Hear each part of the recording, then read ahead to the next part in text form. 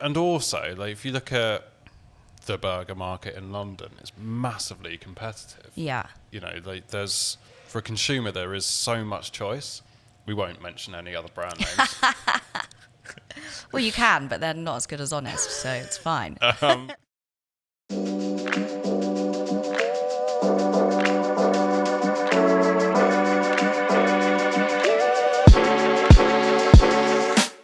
Well, cool. So we're sat here downstairs in your Liverpool Street location. Yes, we are. Restaurant, yeah. rather, which is really cool and very kind of you. And we've got the iconic Honest menu behind us. Yeah, it's slightly out of date as we're round the corner downstairs, but we're good. You It's get very the gist. cool. There we go. And we've got the...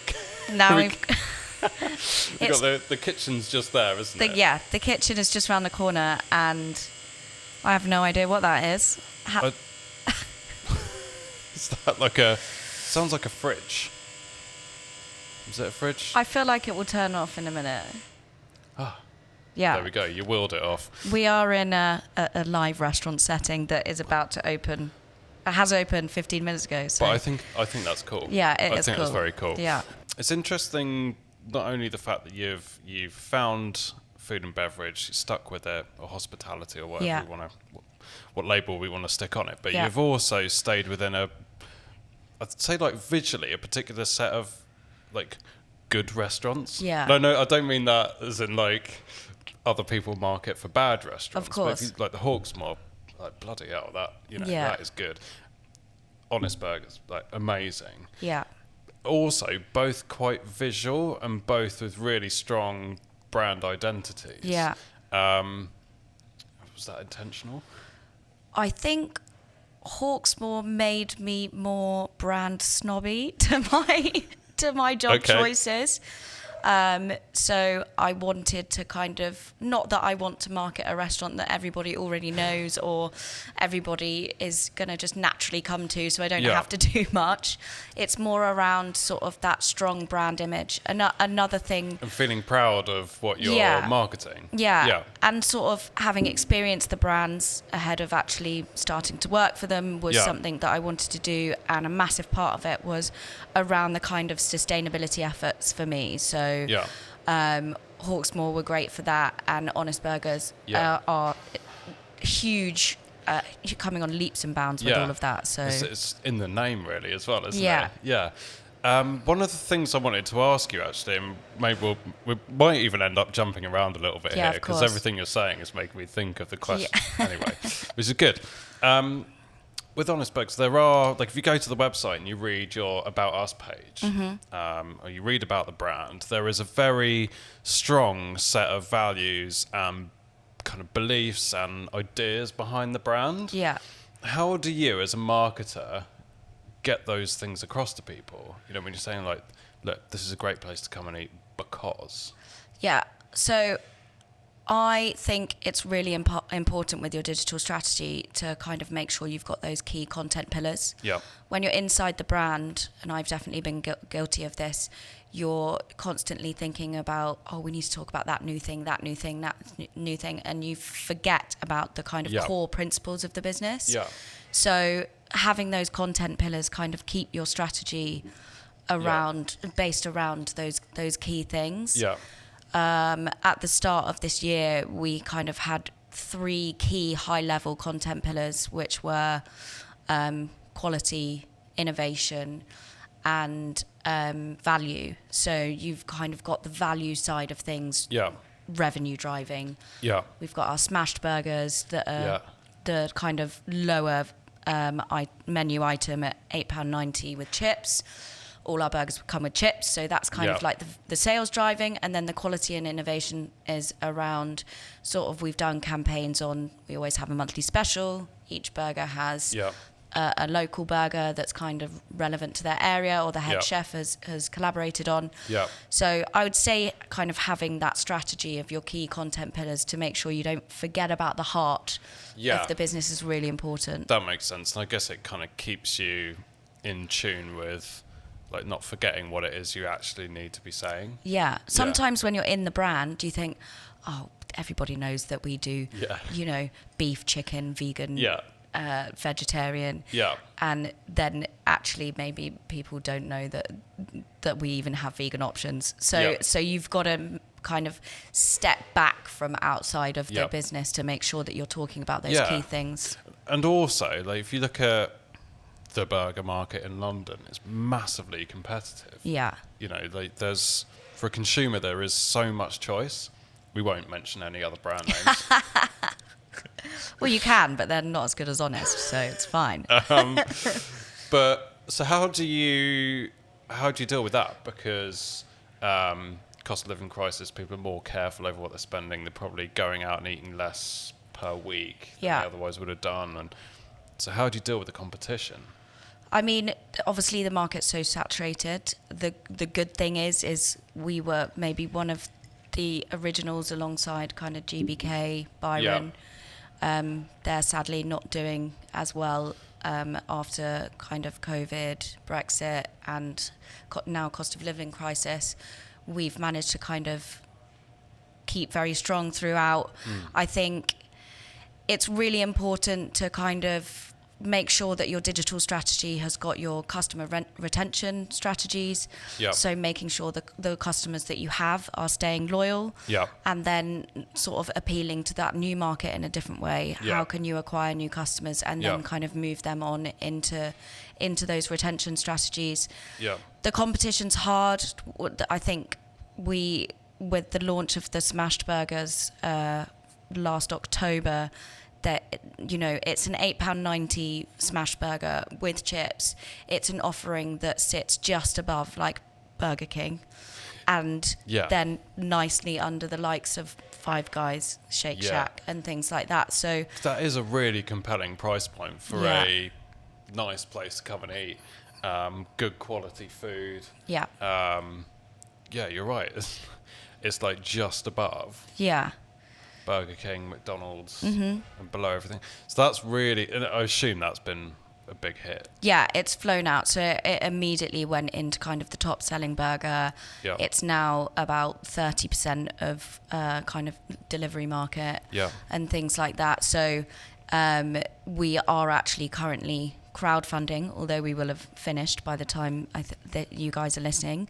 But that is all to raise funds for not only to expand Honest, but also to kind of introduce this new brand, Smashed by Honest, which is so really exciting. We've got amazing menu that actually we're hosting an influence event tonight, so I'm going to get to taste all of them because I haven't had all of them. So we're doing a range of stuff. We're going to be offering a chicken burger, we're going to be offering a vegan burger, but it's going to be different to Honest, right? You can't just open another burger brand and it be the same. So we're going down the more what we call QSR, quick service restaurant. So kiosk ordering, taking kind of a tray or a paper bag down on the table, and making it more fast food. If you look at our current burgers, it takes about 7 minutes to cook to what we call medium pink, the patty. Smash burgers take 1.5 minutes. So we're going to be able to churn out a lot. That'll be really exciting. So if we go to like a really specific campaign level, like have there been any particular campaigns or tactics or activity that you've seen work exceptionally well for driving sales and revenue and footfall? I think SEO is a really interesting one. So it's really difficult, right, to actually measure driving footfall. However, we use a platform called Yext, which is what I'd call a local presence managing platform. So we manage all of our kind of central information, business descriptions, images, opening times in that platform, and it pushes it out to Google, Yahoo, TripAdvisor, etc.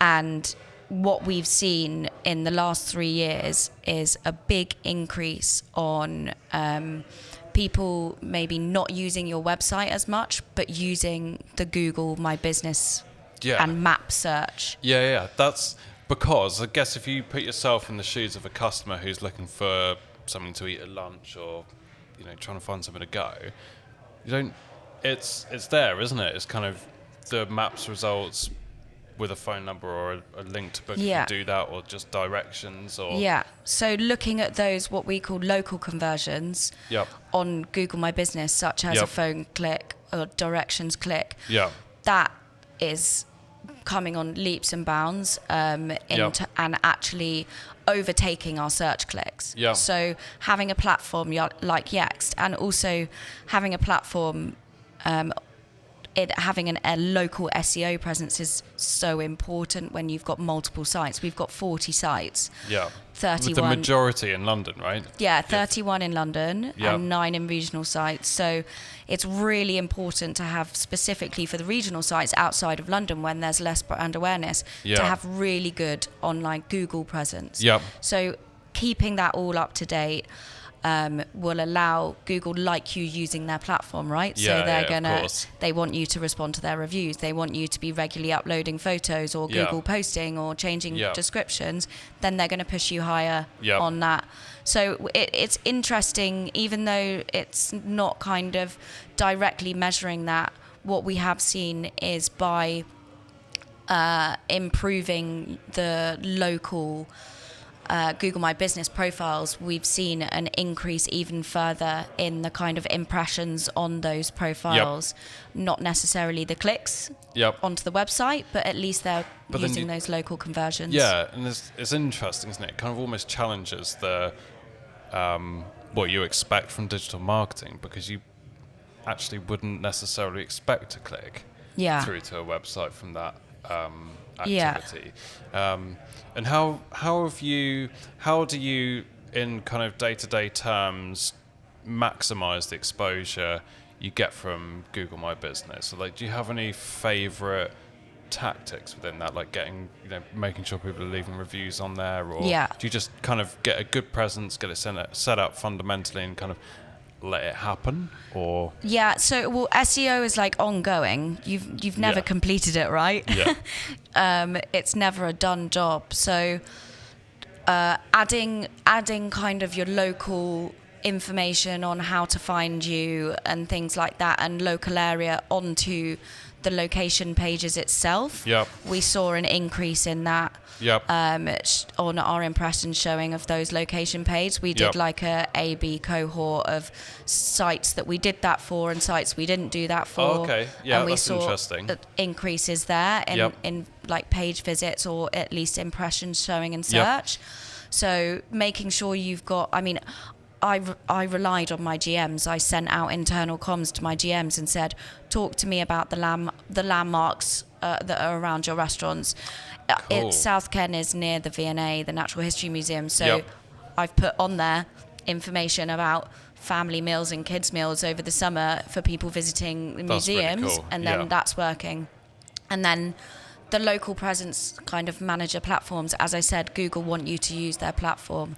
So just keep it refreshed. I know it might feel like you can't update a business description because you're doing the same thing every 3 months, but if you can write it in a slightly different way, if you can put new information in, if you can upload images, Google posting is a good one. So it's not something we treat quite so much as a social channel as the cadence we post on Instagram or TikTok, but what I'm testing at the moment is UTM codes from the Google posts to see how much traffic those Google posts are actually driving traffic to the website. And then, so just take a couple of posts from your social that you're already posting and put it on Google. That's really cool. That's probably and my hot tip. I love the idea of like cohorts. So like, because that gives you a real genuine kind of view on it, doesn't it? So that I really love. So to wrap up, right, where should people come and find you? Do you still have the food blog?